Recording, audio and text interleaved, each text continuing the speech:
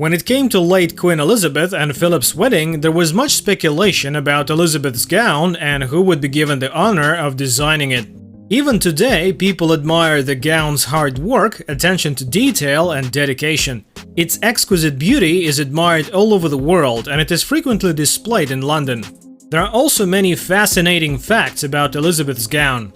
Welcome to Planet Lux, and in this video we'll take a look at some hidden details on Queen Elizabeth's wedding dress. Curious to know? Let's find out. Number 12. She never tried on the dress until the wedding. Unlike many brides who spend hours in front of the mirror trying on and admiring their wedding gown, Queen Elizabeth had never tried it on before her wedding day.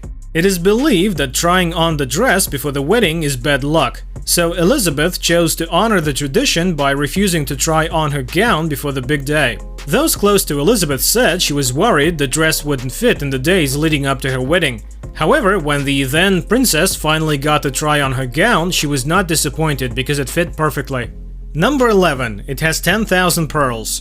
The beading and pearls used on Elizabeth's gown contribute to its magnificence. The majority of the beading was made in England, but 10,000 pearls were imported from the United States to add to the dress. In addition to the sequins and crystals already attached, the iconic gown was encrusted with 10,000 seed pearls. The hard work, dedication, and attention to detail paid off in the end, as the dress is an amazing piece of work with such perfect precision and detail that it can be considered art in its own right. Number 10. The silk was imported from China. The pearls used on Queen Elizabeth's iconic gown were imported from the United States of America, but the silk was brought in from another country. It was imported from China. Hartnell did not want to work with those on the opposing side, such as Japan or Italy after the war, so he had the silk flown in from nationalist China. You'll notice that the silk used on the dress was rich and ivory in color, whereas the silk used for the train was more supple. Number 9. The silk quickly deteriorated.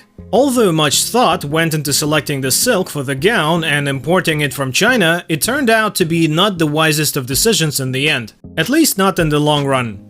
When the dress was on display at the London Museum 3 decades after the royal wedding, the curator noticed that the fabric had deteriorated and did not age well. This is most likely the result of poor silk selection.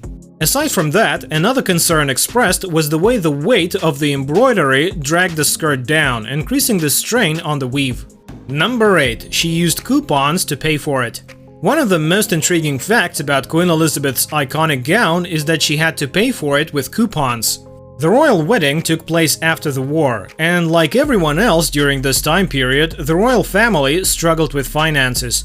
Elizabeth is said to have saved all of her coupons in order to purchase the wedding gown of her dreams. Finally, the government made an exception for the wedding and gave Elizabeth 200 extra clothing coupons to go along with the ones she had already saved to buy the material for the gown. Elizabeth was able to add to the dress as a result, ensuring that it was everything she wanted and more. By the way, if you're watching us for the first time, make sure to hit that subscribe button and turn on notifications so you can enjoy our future videos while getting updated. Getting back to the topic, number 7. It took half a year to make. Despite the fact that 350 women worked on the dress, it took the seamstresses 6 months to complete. All of the women worked long hours and devoted a large portion of their time to creating the perfect gown for Elizabeth. One of the workers, seamstress Betty Foster, who was only 18 at the time, claimed that it was a professional agreement that you never spoke about the projects you were working on outside of work. It was critical that the public did not learn about any of the dress's details because they would be revealed on the wedding day. Number 6. The train was 15 feet long. The train is an essential component of any wedding gown. With all eyes on the royal wedding, it was critical that Elizabeth's train was of the highest quality and did not detract from the overall appearance of the gown. Fortunately, Hartnell's train did not disappoint. Elizabeth's gown extended 15 feet down the aisle behind her, making for a breathtaking sight. This was considered a very extravagant length at the time of Elizabeth's wedding. Princess Diana, on the other hand, walked down the aisle with a 25-foot train trailing behind her in the 1980s. Number 5. Her tiara was her grandmother's. As many people are already aware, wearing an heirloom from another family member on your wedding day is considered tradition within the royal family. Queen Elizabeth then donned her grandmother's stunning diamond fringe tiara. The tiara itself has an interesting backstory. It was created in 1919 for her grandmother, Queen Mary, and used stones from a Collingwood tiara given to Mary as a wedding present by Queen Victoria. In addition, Queen Mary wore the tiara on her wedding day in 1893. Number 4. The tiara broke the morning of the wedding. So, while the tiara had an interesting history, it wasn't indestructible. The tiara snapped in half on the morning of the wedding, causing quite the conundrum. Fortunately, a jeweler was nearby and quickly put the tiara back together in time for Elizabeth to walk down the aisle. Many people have pointed out, however, that if you look closely at the wedding photos, you will notice a small gap in the tiara. Number 3. There was a secret lucky shamrock design. Even the Queen had no idea a lucky 4-leaf clover had been beaded into the wedding gown for good luck.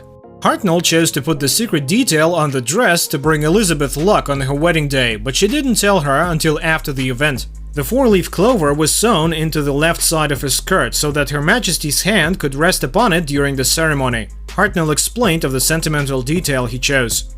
Number 2. The heels were studded with pearls. Hartnell was not only responsible for the design of Elizabeth's iconic gown, but also for the design of the matching shoes. To complement the pearl-encrusted dress, Hartnell chose open-toe sandals with silver buckles along the ankle, which were then beautifully studded with small pearls. Although Hartnell designed the heels, it was a craftsman named Rain who was tasked with creating the shoes from the ground up. This achievement made Rain a favorite of the royal family and catapulted his career to new heights. He was later commissioned to make shoes for other royals such as Princess Diana and Princess Margaret.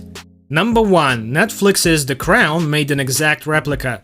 The Crown, a Netflix show, is currently reigniting interest in all things Queen Elizabeth related. But did you know that the show made an exact replica of the gown? The dress, which appears in the first episode, cost around $37,000 to replicate.